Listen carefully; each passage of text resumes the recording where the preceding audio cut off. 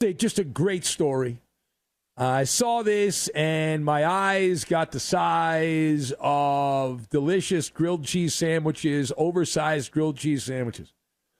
And part of it is because I relate to the story, because I lived the life for a fair amount of time. And so I just love it. So there were no games on Tuesday, but we have a doozy of a story involving a household player in the NBA.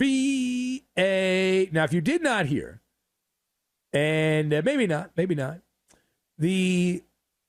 now he hasn't won it this year because they haven't given out an award this year, but the MVP, Joel Embiid, from the Philadelphia basketball team, has been suspended for the next 3 games without pay. Without pay. Now, what did he do? He gave the old shove to a columnist for the Philadelphia Inquirer you've never heard of, some guy named Marcus Hayes. You don't know who that is.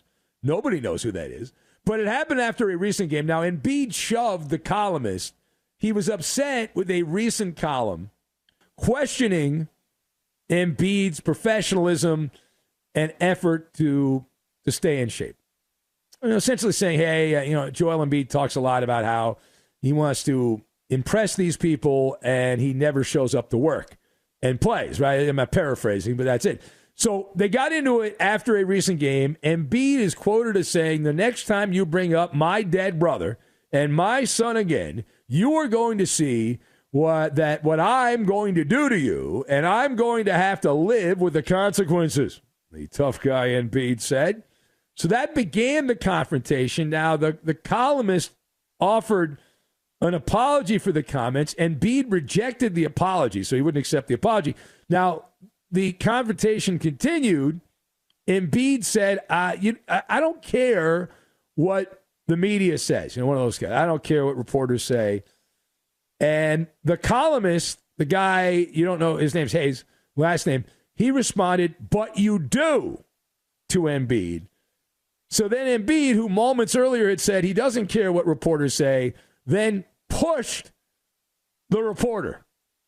And then a bunch of PR hacks broke up the scrum in the locker room. So you got Joel Embiid on one side and this guy Marcus Hayes, the columnist, on the other side. So let us discuss the question. Joel Embiid has now been suspended for 3 games for a confrontation with a Philadelphia sports columnist. How does this one hit you? So I've got marching band, roadside billboard, and Neanderthal. And we will combine all of these things together, and we are going to put a smile on your face. We're going to do it. So, number one. Yeah. Joel Embiid, pretty likable dude. Yeah, he is, right? He usually seems like he's having a good time. 1 out of every 10 games he plays. He's loquacious. And he's a heck of a ball player when he actually shows up to work. However, Marcus Hayes, the no-name columnist, what he did with this column, it was like he was with the Ohio State marching band. He dotted the I with this column because Embiid's professionalism and effort to stay in shape are his kryptonite. They are. And no man, woman, or child could disagree with that. He is regularly guilty of malfeasance. He has been empowered by those around him. He has now been convinced that this is acceptable behavior, that you are rewarded for this. No adults work for the Philadelphia 76ers. Nobody has the ability to say, hey, this is not good. Like, what you're doing is wrong. And you should have some pride in your performance and want to be in these games. You don't. But nobody has the balls to say that, so it takes a columnist in Philadelphia to say it. Now, my favorite part from what I've seen of this confrontation, I love that Embiid said he doesn't care what reporters say before seconds later giving a Macho Man Randy Savage-like top rope elbow drop to Hayes. In my head, in the cartoon bubble in my head, That's how it went down, right? I mean, tell me you have a short fuse without telling me you have a short fuse. And the line where I don't care what the media says, it reminds me of when I was in locker rooms a lot, and I did this for years at the beginning of my career. I was a radio stringer, and I had a talk show, and I would go into locker rooms all the time. And I had confrontations with NBA players and baseball players. I've been kicked out of locker rooms. I know what that's like. I've been in those shoes. My favorite one of those confrontations was a player on the Dodgers years ago who was just terrible. The guy was horrific, and I merely pointed out how bad he was, and I was in the Dodger clubhouse.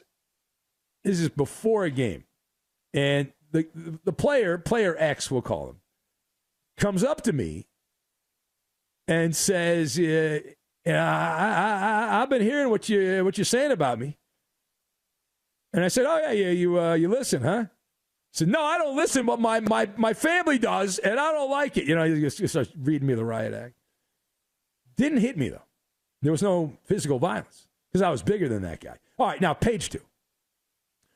What did Joel Embiid of the Sixers accomplish by giving this shove in this media rhubarb with the columnist in Philadelphia? So what did he accomplish? I'm glad you asked. So I would argue that roughly 1.5% of the 76er fan base had read or heard what Marcus Hayes wrote in the Philadelphia Inquirer. But what Embiid did was broadcast that. He put that in a boombox. Embiid essentially worked as a roadside billboard, advertising to make sure even the casual sports fan is aware of what happened. Now, to give you an idea how few people read the Philadelphia Inquirer, I do a radio show. Now, granted, we're on nationally, but I'm on in the middle of the night, and our audience, our footprint, the amount of people that we reach here when everyone's sleeping is so much larger than the circulation of the Philadelphia Inquirer. At last report, it was less than 50,000 readers, the circulation per day. I mean, there's no one reading that. I could sit here and read Wikipedia pages, and I'd reach more people than the Philadelphia Inquirer. But it's great publicity. It is great publicity by Joel Embiid. And as for Marcus Hayes, I give the guy credit. You know, he's following the TJ model, the late, great TJ Simers, who was a friend of mine who stirred it up all the time as a columnist. And TJ always told me, he said, listen, if you're going to throw haymakers, you got to be out there and let the people you're talking about respond. And so Marcus Hayes walked into a beehive, and say what you will, maybe you don't agree with what he wrote, you say he's an a-hole and all that, you hate the media and all that, but he didn't hide. Right? He was there. He was accountable. He said, if you have a problem, confront me. Embiid had a problem, confronted him. You know, that's what you're supposed to do now. As men, you're not supposed to hit each other, right, in a civilized world, in that environment. And Hayes wrote what he wrote. He walked in there, faced the music, in this case, faced being attacked by Embiid, right? And could have been charged with a crime. All right, final point. So the NBA, yet again, scheduled no games. Every arena was dark on election night. And I have to ask you the question. Does anyone think this is a good idea? Does anyone think this makes sense?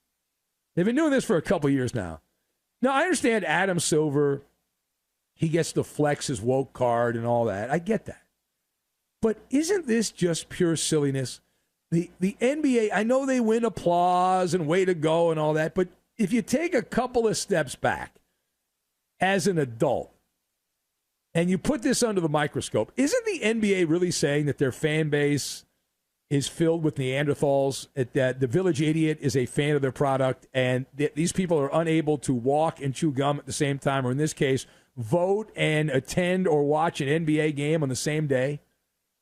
They clearly think so little of the people that support their product that they think they have to have no games or else people won't vote. And it's that argument we've had a lot over the last 5 to 10 years where people in sports who think they're a lot more powerful than they are. That's number one. Number two, they don't seem to understand their role in the cosmos, that it's a distraction from the real world. It's entertainment. And, of course, you could also play devil's advocate and say that the regular season product in the NBA is not very enjoyable, and so they actually did a public service by not scheduling any games and having all the arenas empty. The product's so bad. But I was able to watch a couple of hockey games, and I enjoyed those. I'm not a big hockey guy. I get in the playoffs in hockey, but I watched the Bruins not show up in their game against the Maple Leafs, and then also watched the Kings and the Wild. I had those on for a while, and I was able to watch those games. Check this out. I'm going to blow your mind. So I was able to watch 2 hockey games.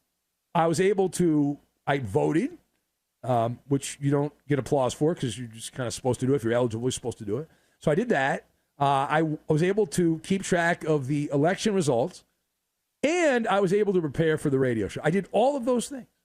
I was able to do all of those things, and I didn't have to cancel any games or anything like that. You know why? Because I'm a grown-up. And I believe that my fellow men and women are also grown-ups, and they can also handle these. It's just so stupid to me. I don't know why they do it, because, they get the woke points and all that. I get that, the NBA, but it just seems so silly. And now, considering how these elections turned out, maybe they'll flip the switch and go back and say, well, maybe we should play some games in years to come.